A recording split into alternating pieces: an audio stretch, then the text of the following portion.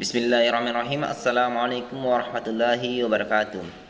Alhamdulillahirabbil alamin wa bihi nasta'in wa la umuri dunya waddin wassalatu wassalamu ala asrafil anbiya'i wal mursalin wa ala alihi wa ashabihi ajma'in. Amma ba'd. Alhamdulillah, pada siang hari ini saya Subhan akan memaparkan hasil penugasan yang diberikan oleh panitia training pengkaderan nasional kedua Sulawesi Tenggara. Dalam pemaparan ini saya mengambil beberapa referensi buku berdasarkan manhaj tugas bacaan atau mantuba. Yang pertama adalah buku Api Sejarah, di mana di dalam buku Api Sejarah dijelaskan bahwa dalam proses perkembangan sejarah Indonesia terdapat beberapa kaidah yang melahirkan deislamisasi sejarah, sehingga kita sebagai bangsa Indonesia, kita sebagai umat Islam mengalami yang namanya kekurangan informasi tentang sejarah atau perubahan-perubahan informasi dalam sejarah itu sendiri. Kita ketahui bersama bahwa dalam masyarakat Indonesia yang mayoritas Muslim, namun yang kita pelajari dalam sejarah-sejarah yang ada di bangku sekolah, kita lebih mengagung-agungkan sejarah-sejarah yang notabene agama Hindu dan Buddha, sejarah Kejayaan Majapahit, sejarah Sriwijaya. Namun sejarah-sejarah Islam yang pada masa itu kita hanya sedikit membahasakannya. Bahkan proses perkembangan Islam di Indonesia pun itu terjadi beberapa pandangan, seperti ada yang mengatakan teori Persia, Islam masuk Indonesia dari Persia, ada teori India, Islam masuk di Indonesia melalui India, yaitu tepatnya dari Gujarat. Kemudian ada teori Arab, bahwa Islam itu masuk Indonesia melalui masyarakat Arab yang melakukan perniagaan sekaligus memberikan dakwah Islamiyah kepada masyarakat Indonesia. Jadi dengan buku Api Sejarah yang ditulis oleh Profesor Ahmad Mansur Suryanegara, ini sangat menarik dan membuka wawasan kita untuk mengulas kembali, untuk kita merenung kembali, untuk kita meningkatkan daya berpikir bahwa sejarah Indonesia seharusnya seperti ini. Dengan beberapa referensi maka akan membentuk pola pikir kita tidak hanya pada satu argumentatif semata, tetapi berdasarkan realita-realita yang ada di lapangan. Sehingga ini menjadi rekomendasi buat teman-teman untuk bisa menjadi referensi, untuk bisa kita pelajari dan kita baca, menambah wawasan kita. Kemudian buku yang kedua yaitu buku Kami dan Pergulatan Reformasi, di mana Kami dan Pergulatan Reformasi ini menjelaskan tentang kondisi mahasiswa pada masa Orde Baru, kemudian hingga lahirnya gerakan reformasi untuk menumbangkan Presiden Soeharto, di mana pada masa pemerintahan Soeharto itu ada beberapa kebijakan yang pada notabene adalah mengurangi pergerakan mahasiswa. Salah satu kebijakan untuk mengontrol gerakan-gerakan mahasiswa di dunia kampus adalah dengan adanya NKK BKK, Normalisasi Kehidupan Kampus dan Badan Koordinasi Kemahasiswaan. Dengan adanya kebijakan ini, sehingga pergerakan-pergerakan mahasiswa itu selalu diawasi oleh pemerintah.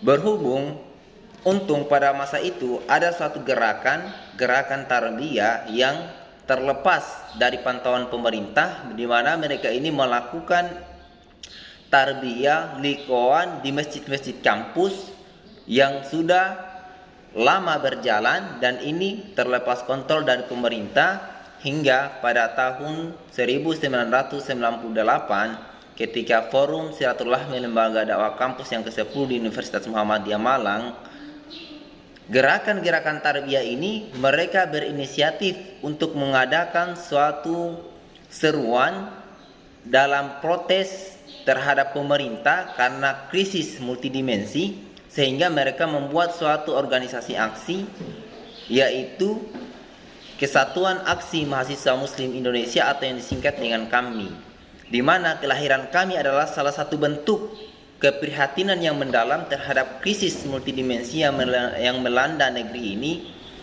sehingga mahasiswa-mahasiswa mulai menyuarakan aspirasi, mulai turun ke jalan sebagai salah satu bentuk protes terhadap kebijakan Orde Baru yang pada masa itu krisis di berbagai sektor, baik itu dari ekonomi, utang luar negeri, kemudian korupsi, dan duit fungsi ABRI, dan pergerakan-pergerakan ormas juga dibatasi berdasarkan kebijakan asas tunggal Pancasila, sehingga ini melahirkan keresahan yang mendalam di dalam masyarakat. Kemudian buku yang ketiga yaitu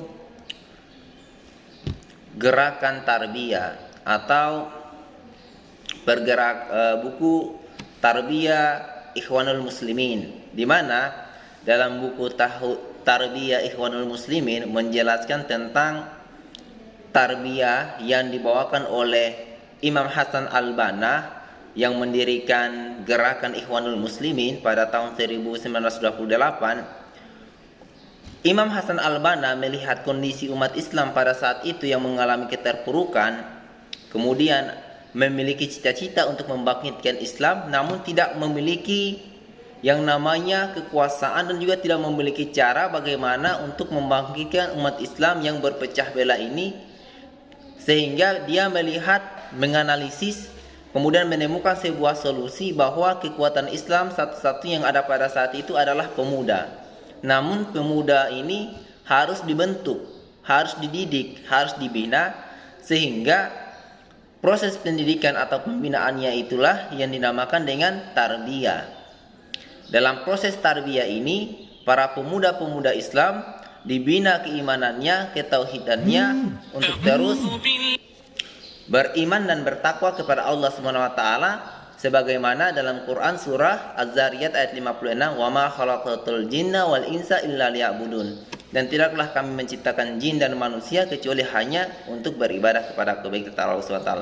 Jadi para ikhwan dalam gerakan yang didirikan oleh Imam Hasan Al-Banna ini memberikan sistem pendidikan dalam bentuk tarbiyah. Yang pertama dibina dulu keislamannya, kemudian setelah itu, setelah keimanan dan keislamannya terbentuk, mereka pun dibina bagaimana agar mampu menerapkan hukum-hukum syariat dalam kehidupan bermasyarakat. Tentunya dimulai dari individu, kemudian keluarga, kemudian masyarakat yang ada di sekitar kita, dengan cita-cita akan melahirkan kelompok muslim.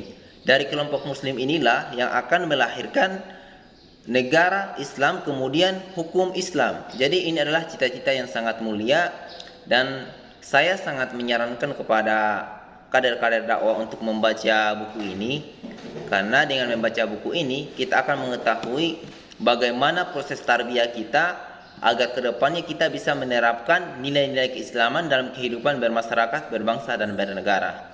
Mungkin itu saja pemaparan dari saya.